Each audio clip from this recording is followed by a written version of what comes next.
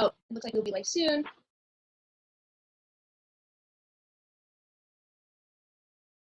Okay. Can we get a chime in from the backstage to let us know that we are live for sure? Everyone can see us.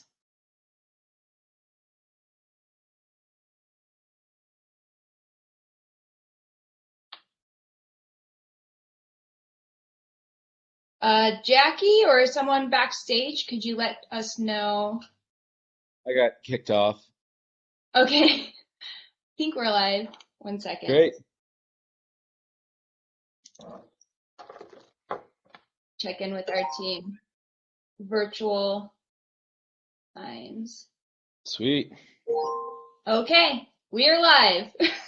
We're here. We're here. Good morning, everyone. Good afternoon, everyone. We are thrilled to have you all here. Thank you for joining us today. We are thrilled about this discussion that we're about to have. As Utah and arguably the West grow at an exponential rate, we are faced with the question of how do we do this together? As business owners, elected officials, city planners, trail stewards, and as neighbors. Whether it's travel management planning with the BLM or Forest Service, or if it's planning future infrastructure for your own city, we are at a point where we need to ensure that everyone is part of this process and that we come out together stronger as a community.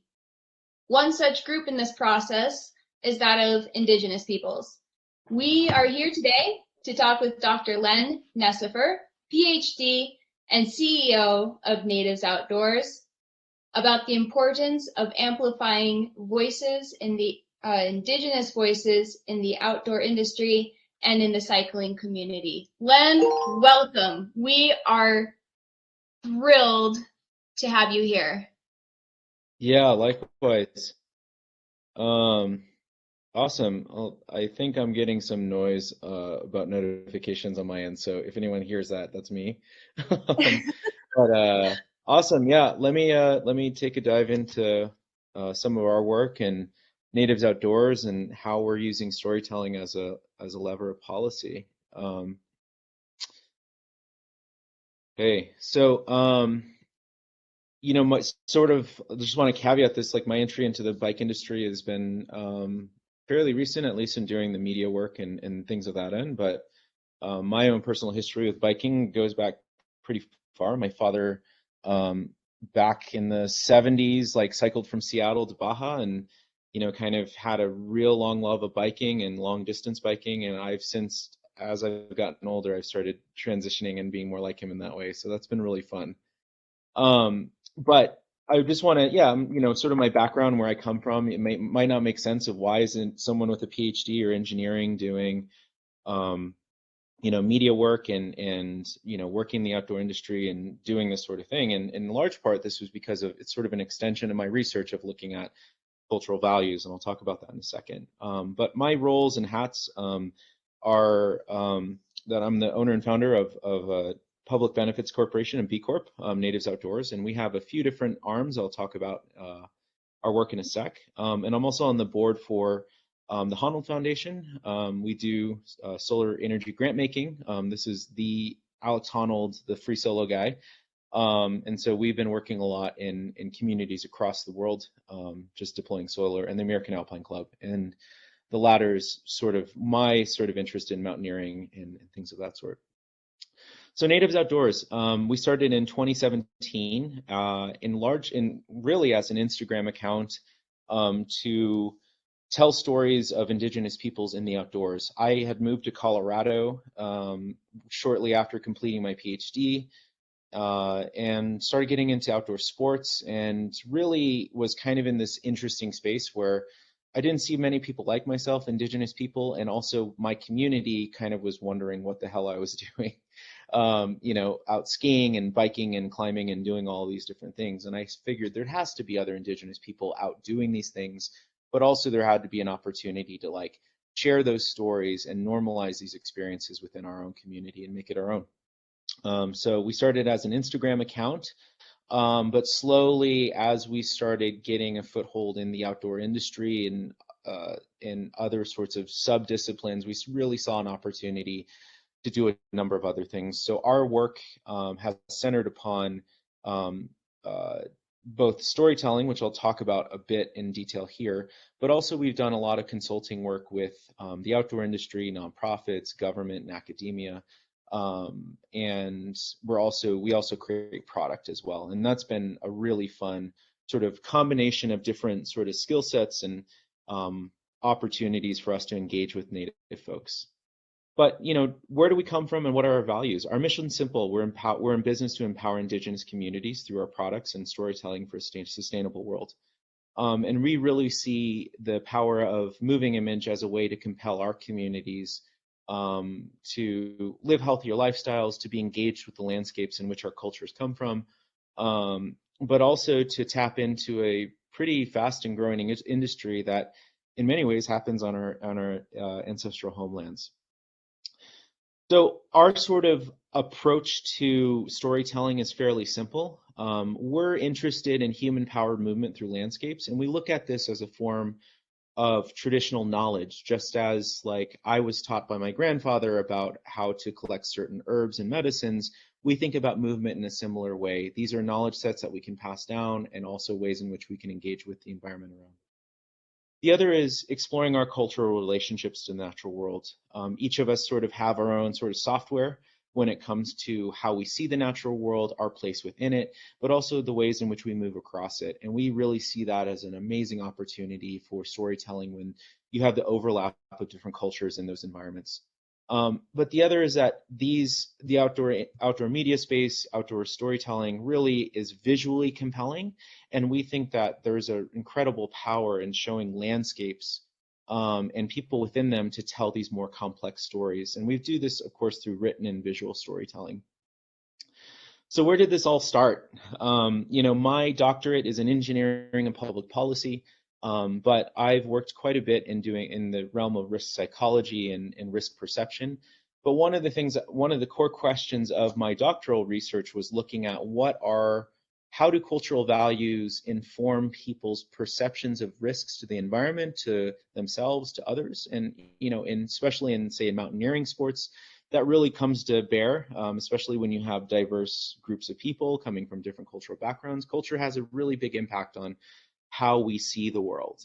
And as I did my research and started diving more into this, I said, wow, this sort of looking at energy and environmental risks has a lot of overlap into how we view the world around us.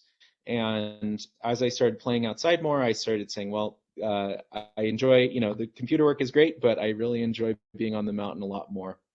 So that's kind of where I've shifted in my focus. But in order to talk about where we come from, as a company and within my own journey, a lot of that has centered around the stories from the mountains. So I'll briefly talk about that and then shift into talking about our work in the cycling space. So as an Avo person, we come from our sort of cosmology is that we're centered around 4 sacred mountains. And a big part of our project has been sort of telling stories. I'm actually calling from Bend, Oregon right now, and this is Mount Jefferson, kind of a second highest volcano in Oregon. We just skied that a couple days ago. You can see my face is a little sun parched and sun tanned. But we're using this particular story to tell the story about wildfire and climate change and how it's affecting this part of the world. I don't know if some of you may have remembered the large fires that happened last summer in Oregon that turned skies orange and burned a bunch of parts of the state that were kind of believed to, not really be prone to wildfire because they were so wet. But an interesting piece about this mountain is it actually split right by a reservation boundary. So you can go up that sort of south ridge, and on the right side, on the east side, is reservation land. And we really see that as an opportunity for some really cool storytelling. So more to come on that. But where we started was doing these stories about our sacred summits. This was from one of our sacred peaks in Arizona, and telling the story about climate change here and snowmaking. You can see me struggling up this mountain. Really incredible story. We then shifted into doing some climbing writing, and talking about Cochise Stronghold in Arizona and the connection of the Shirakawa Apache to this place, but also within a fully indigenous crew, photographer and climbers.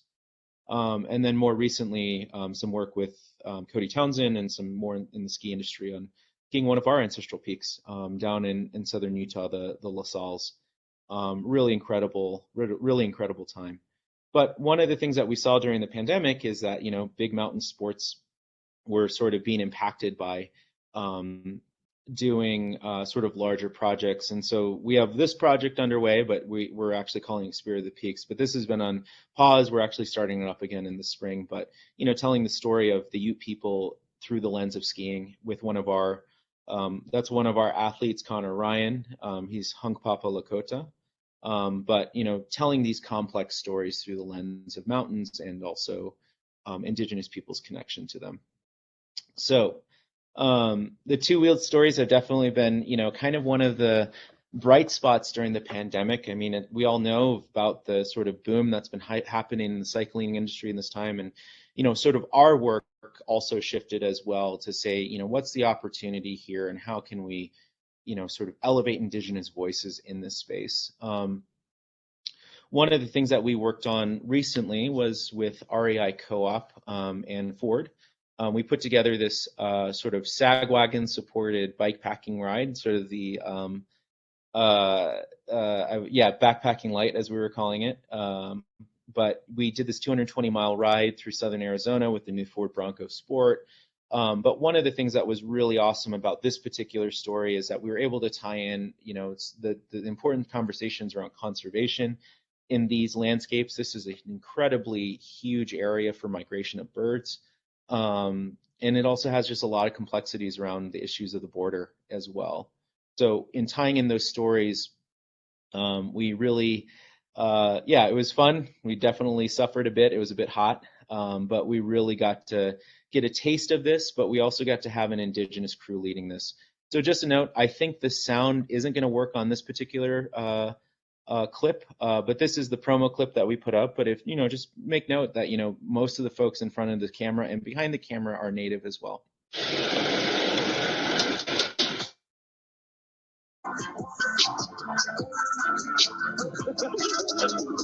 We're going to be riding this route called the Sky Islands Odyssey. It's 220 miles and about 15,000 feet of elevation gain.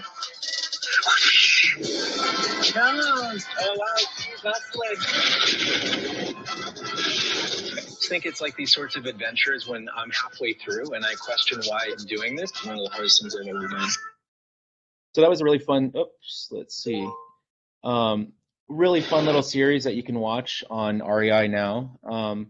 But earlier in the middle of the summer, we partnered with Fat Tire on riding the Colorado Trail, which for a couple of our folks was their first bikepacking trip. And it definitely pushed them to the limit. It's pretty hard, but we kind of, this was our sort of another opportunity in sort of putting diverse faces in front of the screen, but also telling some more complex stories. I don't know. I think I'm getting some messages here. Yep, sound is working. Okay, good. This is our little Fat Tire trailer. This is going to be coming out, I think, next month.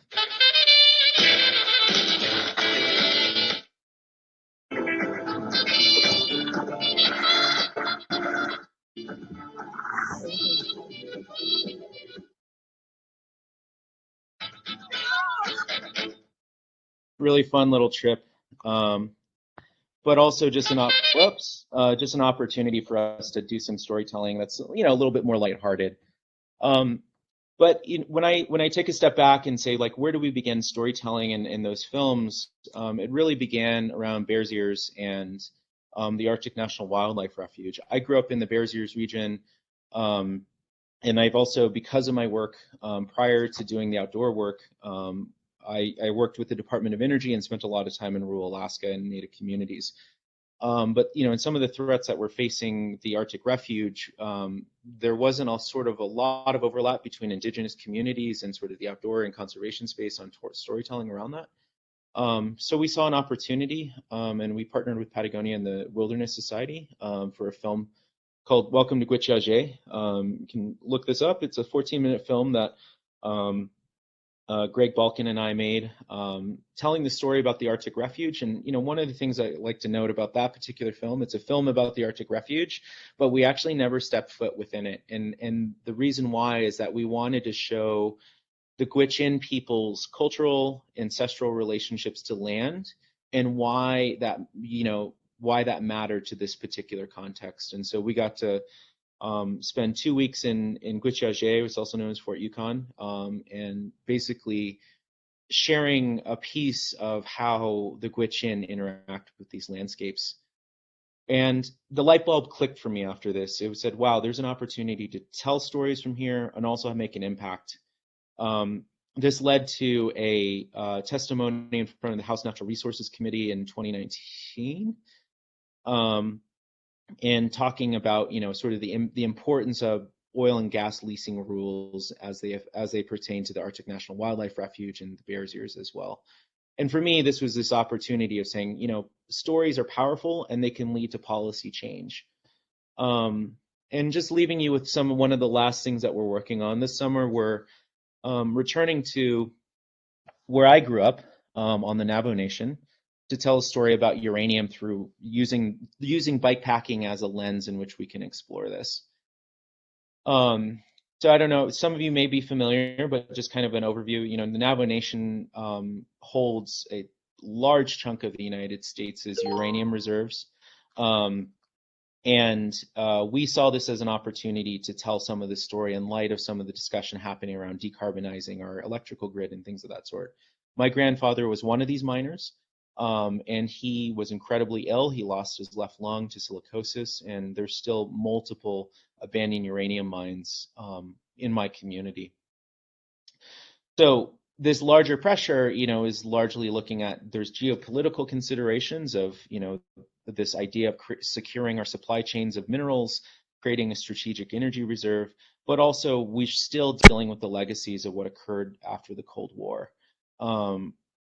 And so how can we use cycling as a story to tell sort of this particular story from the lens of our community is really where we're going with this.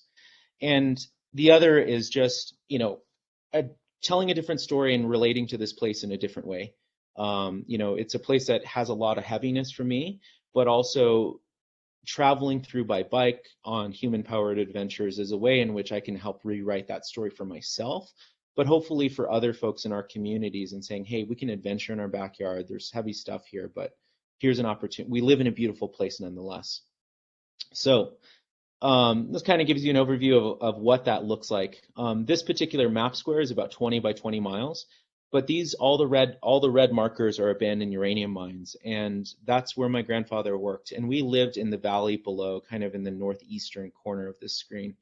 And these are things that are very present. So we're going to try to break this up over 5 to 6 days. We shall see. But starting from a place, Shiprock, at a Superfund site, a uranium mill, and then working our way through the desert to the Chusca Range, and eventually rising up from the desert into the mountains, and just showing these, sort of our connection to land, how we as Navajo people relate to this place through sheep, through adventure, but also just allowing us to just have this sort of lighthearted adventure in the mountains as well. But really, we see bikes as being the best way to tell this story. It allows us to kind of move through the landscape in a way that's a little bit more deliberate and slower, and hopefully just showcases the beauty of the Navajo Nation as well. And then we're finally going to end in Church Rock, New Mexico, where is the site of the largest nuclear disaster in the United States. A little bit heavy, but also a reminder of, if we don't manage sort of our future and our regulations of our environmental issues well, we can likely repeat it. And what makes this really fun is it's a majority Navajo crew, and for two of these folks, Sean Dean and Madison, it's their way of reconnecting with the res. They actually weren't born there and have a little bit of tenuous connections with the community, but it's their opportunity to adventure there. And of course, Gus, he's an Australian, a friend of mine, but also just someone that has connections and stories of uranium as it pertains to Australia as well. So I will stop sharing that. But that kind of gives you a sense of what we do and the work that we're doing and how we're using storytelling to, do fun stuff and help inform more informed policy dialogues. Thanks, Len. And as we were talking about yesterday, I hope you brought some really good pocket snacks with you, because you did summit a massive mountain day before yesterday. How's your energy level today? I'm very tired, and I'm going out again today. So. I know. I was watching your whole presentation. It's like, wow, he has so much stamina. So thank you. And to that, we do have a few questions in the chat. We have about 9 minutes for Q&A. If Len, if you'd like to, you can either choose which questions are in the chat, or I could kind of send something. Let's see. I have one. Oh wait, go for it. I see Diane Rosenberg said, how does Len envision cultivating appreciation for cultural and natural resources, land in various locations? One of the things that we try to do on our trips is that we try to prioritize having an all Indigenous crew, but that isn't always possible. But the other is that we always try to bring along someone who has a larger platform than we do to give them the experience, the language, the sort of lens in which they can see the world through our eyes, and then relate it back to theirs. So in looking at Gus's relationship, Gus is a pro cyclist, I think, for many years, and has shifted into more storytelling. I think he's currently trying to ride across Iceland or something nuts right now, but that's a different story. But he's someone that comes from a very different cultural background, a very different lived experience, and so much of what we think is really valuable is if folks can kind of see the world through our lens, they can appreciate it a bit more. We're not saying that we have the right way of seeing the world, but it's a more opportunity for us to build common connection. So. And then Heidi asks, what resources should we as planners, engineers look into better understanding Indigenous needs and histories as we look to providing biking and walking infrastructure? Policy hat coming on. Native nations are sovereign nations. There are rules for tribal engagement, whether you're dealing with NEPA or whatever. And of course, one of the things is, I think, especially when engaging with, it depends on where you're at. If there's tribes locally, begin with them early in the process into the discussion, build those relationships early, because it really avoids a lot of headaches down the road with lawsuits. I think the other is the opportunity gap is real. I always kind of feel weird biking on a bike that was basically worth more than any car that my parents had for much of my life. But it's one of those things, it's that's a real barrier. And of course the financial barrier is there, but also just the perception gap is a real one as well. And I think, I'm a trained engineer as well, and I would say one of the things that I found really helpful is just taking a deeper dive into history and understanding how we got to where we're at today really helps contextualize where Native peoples are coming from in sort of the conversations that will be had. And Len, I kind of have a follow-up question after our chat on the phone yesterday too, that I think maybe ties into this point too, is can you tell us more about how Natives Outdoors is bridging the gap in education about entrepreneurship? Yeah, we're working. I think one of the things that as a Native entrepreneur, I can say that people assume that we're running a nonprofit, and we're not. And I think that's because like the idea of a native entrepreneur is just kind of so out there, and there's not many. Um, and also, I think the reason why we're a for-profit company is like we see it a lot easier for us to chart our own course and do the things that we want to do, rather than I've started a nonprofit, or like helped start a nonprofit, and like, that's a whole, it's good, but it has its limitations. And I think one of the challenges was for us was just like we didn't want to ask for money that had strings attached to it. So, but for us, that's been a big thing, and like how we can do media, how we can do that really is just like where we see opportunities, easily pivoting to that. But I think in looking at entrepreneurs on the ground, we're doing media at like kind of different fingers at a national level, but there's different levels of entrepreneur, whether that's the vendor in the res that's like providing the snacks for the riders that come through or whatever, or the there's a man named John Yazzie that runs Zifta Adventures, but it's a bikepacking guiding company. And there's a lot of barriers to native entrepreneurs. One of them is just access to credit, access to sort of networks of wealth and networks of capacity, or there's a lot of barriers there. And I think in recognizing that those exist, but also that there's companies and entrepreneurs out there that are still making it happen, I think is definitely one of those undertold stories. And I think about John quite a bit, and what he's doing on the Navajo Nation, my home community.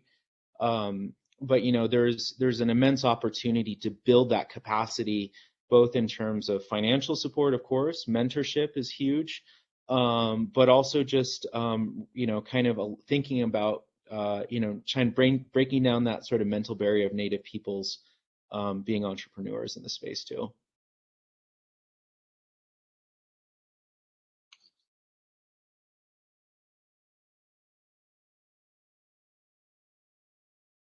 Yeah, thank you. And that's something that speaking over the phone with you yesterday, it's like, hey, like how can we as like cyclists, like all work together, or like, amplify like these businesses and everything. But that's something that I think that everybody here is responsible for doing. I don't think that's something. So do we have any more questions? I'm just looking at our chat here. Yeah, there's one from Greg Sanchez. What have you done to share with or influence upcoming generations in your community to increase representation? What sort of advice do you have for other to amplify their voices? I think at the end of the day, like when I was working in the Department of Energy, we always try to focus on who are the champions, who are the folks that are the change makers in the community, and like supporting them. And so, when I think about our work, and like we're a team of 12, and we're kind of based all over the United States and Canada, and like we really like have tried to harness the change makers in our communities working on things and supporting them, giving them the opportunities. I think that's been one of the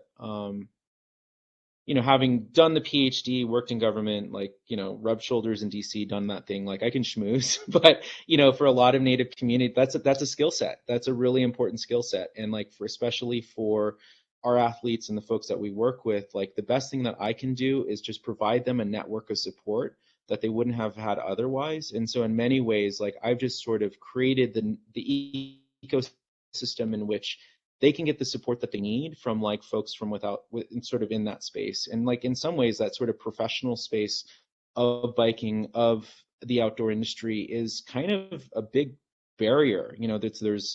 There's of course the educational sort of hurdles that kind of standards within the industry, the ways of talking and presenting yourself. These are things that like I'm trained in doing, and I'm good. I can use my brain to support the people that are really suffering and doing the outdoor stuff and being the athletes. And that's where I see sort of that opportunity and crossover. But the other is like, when we have our team of athletes, and one of the things is that and how we influence our community is like I grew up in a reality where I had adults that I should not be like, I should not be like, but no adults that I should like wanted to be like, the role models. And so in sort of how we cultivated our team, I said, these folks are going to be the role models that young kids can look up to and say, I want to do that. I want to go bike. I want to go ski. I want to do like, I see that and like, I want to live a healthy lifestyle. And that's really like where we see our role. And like, and a lot of that really just is centers on, making sure that we're supporting our folks and allowing them to be the best people that they can be.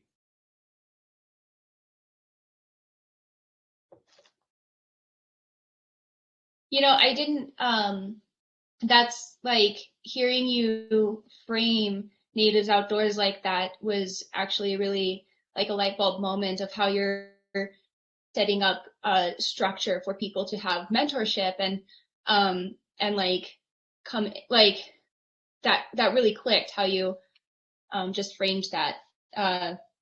Thank you for all of the work that you do. Yeah. And with that wraps up this session discussion. Dr. Len Necefer, thank you so much for being with us this morning. It was an absolute thrill to chat with you and have you join us today. Thank you. Yeah, thank you so much. Bye-bye. Bye-bye.